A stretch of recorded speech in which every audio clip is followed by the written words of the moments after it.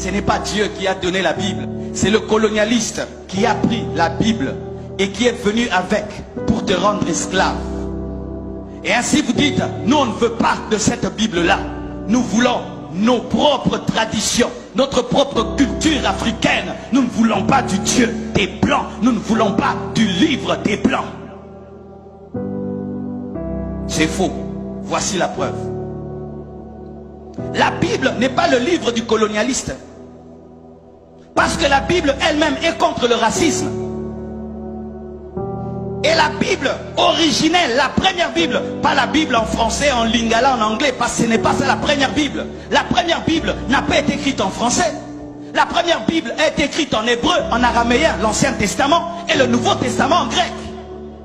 La Bible n'est pas la Bible des Français. La Bible n'a pas été écrite dans sa première version en français, ni en anglais. C'était en araméen, c'était en hébreu, c'était en grec.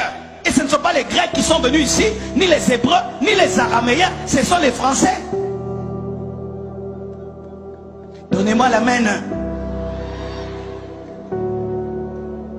Alors, mes frères,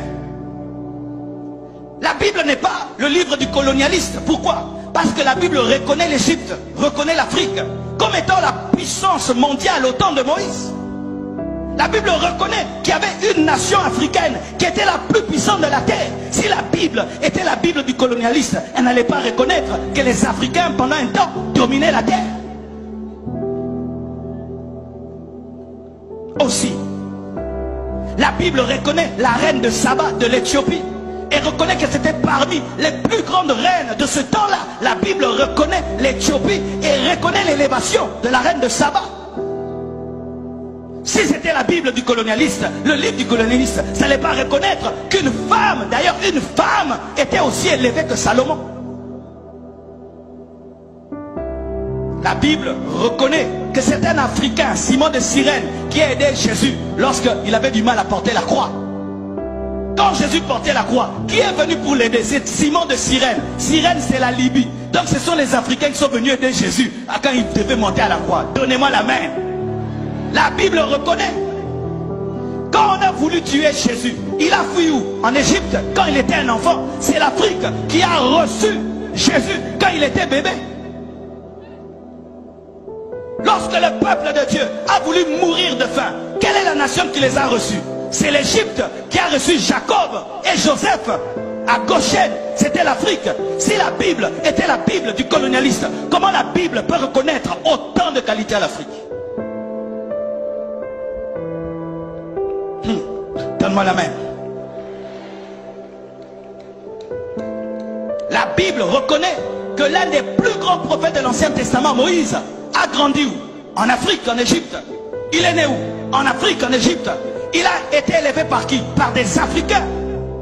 Parce que les Africains, ce sont eux les Égyptiens. Les Égyptiens étaient des Africains. C'est aujourd'hui l'histoire. On nous montre les Égyptiens avec des Égyptiens qui avaient des nez pointus. Non. On a fait des recherches dans les sites archéologiques. Les grands pharaons de l'Égypte, c'était des Noirs. Et la Bible reconnaît cela.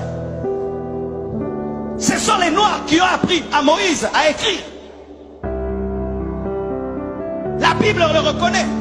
Mais pourquoi vous dites que la Bible est le livre du colonialiste? Lorsque maintenant nous-mêmes, nous sommes venus lire, nous sommes rendus compte que c'est vrai, dites c'est vrai. Les colonisateurs ont utilisé la Bible pour dominer le noir. Mais ce n'est pas parce qu'ils ont utilisé la Bible que c'est leur Bible. Ce n'est pas parce que je prends un couteau, je te tue avec, que ça devient mon couteau. Je l'ai mal utilisé. Il était fait pour préparer, moi je l'ai utilisé pour tuer. Est-ce que je vais jeter un couteau parce que le couteau a tué quelqu'un, alors qu'à la base, on l'a utilisé pour préparer? Est-ce que je vais arrêter d'utiliser l'électricité parce qu'un frère ici a touché et il est mort? Il a mal approché l'électricité et il est mort. Mais ce n'est pas que l'électricité est mauvaise.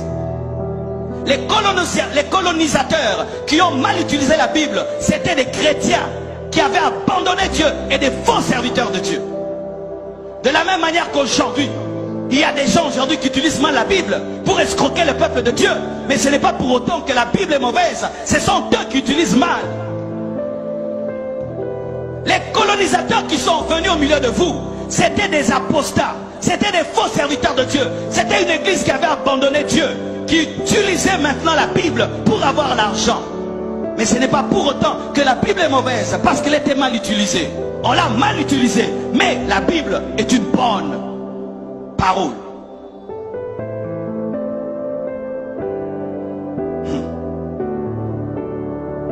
Mes frères et sœurs,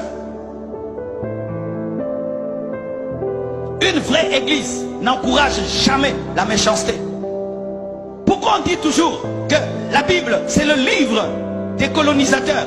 Mais on ne parle pas de Martin Luther King. Martin Luther King aussi utilisait la Bible. C'était un pasteur, mais il a utilisé la Bible contre le racisme. Et aujourd'hui, on a eu un Barack Obama qui est devenu président des États-Unis. C'est la Bible qui a fait qu'il y ait la fin de la ségrégation raciale aux États-Unis. C'était la Bible. Comment la Bible peut être une Bible des colonisateurs alors que Jésus lui-même est né lorsque Israël était colonisé par les Romains? Jésus est né dans la colonisation. Il a trouvé la colonisation. Les Romains dominaient les Juifs. Comment il peut encourager cela? Quand tu as des forteresses dans ta tête, quand on prêche comme ça, il est venu nous prêcher encore le Dieu des Blancs, les dieux des Blancs, les dieux de Blancs. La Bible là, elle a été utilisée pour nous dominer. Frère, il y a des gens qui mélangent mal la nourriture et puis qui s'empoisonnent. Est-ce que tu arrêtes de manger pour autant?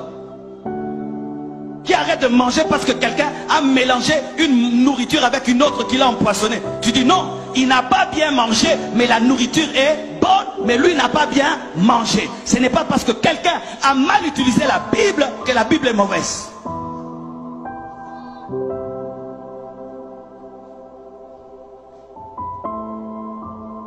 Et on vous dit encore que Jésus-Christ est le Dieu des Blancs. Jésus est le Dieu des Blancs. Comme il y a le Dieu des Blancs, nous devons avoir le Dieu des Noirs. Donc que toute race ait son Dieu, c'est ça. Jésus n'était pas européen, mes frères. Jésus n'était pas français.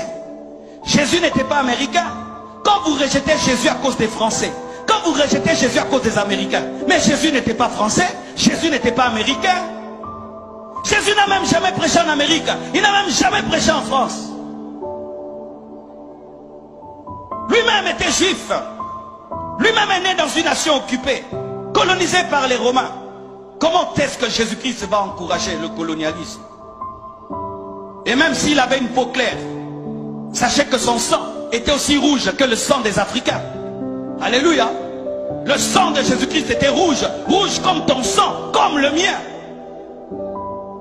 Sinon aussi, que les Américains aient leur Dieu, les Japonais aient leur Dieu, les Chinois aient leur Dieu, comme Jésus est juif. Alors nous ne voulons pas du Dieu des Juifs, nous voulons le Dieu des Chinois, nous voulons le Dieu des Américains, le Dieu des Français. Mais la Bible nous dit, dans Jean 3,16, car Dieu a tant aimé le monde qu'il a donné son Fils unique, afin que quiconque croit en lui, Jésus est venu pour toutes les nations, pour tout le monde, pour toutes les langues et pour toutes les races. Il devait naître quelque part, oui, il devait naître quelque part, mais sa mission n'était pas de rester là où il était né, il devait se répandre dans le monde entier. Mais ce n'est pas parce qu'il est né quelque part qu'il est le Dieu que de ces gens-là. Je suis du Congo et aujourd'hui j'appartiens au monde entier. Je suis ici en Haïti en train de vous bénir. Est-ce que ma prédication c'est la prédication des Congolais? Mais je suis né où? Au Congo. Mais là celui qui vous prêche, est-ce que c'est un Haïtien? N'est-ce pas que ça vous bénit? Et vous pensez que Jésus ne peut pas vous bénir plus que Marcelo? Parce qu'il n'est pas né en Haïti et il est né en Israël. Vous croyez cela? La naissance ne détermine pas à qui tu appartiens, mais c'est ton message et ta vision qui détermine à qui tu appartiens. Jésus n'est pas le Dieu des Blancs, il est le Dieu de tous les hommes sur la terre.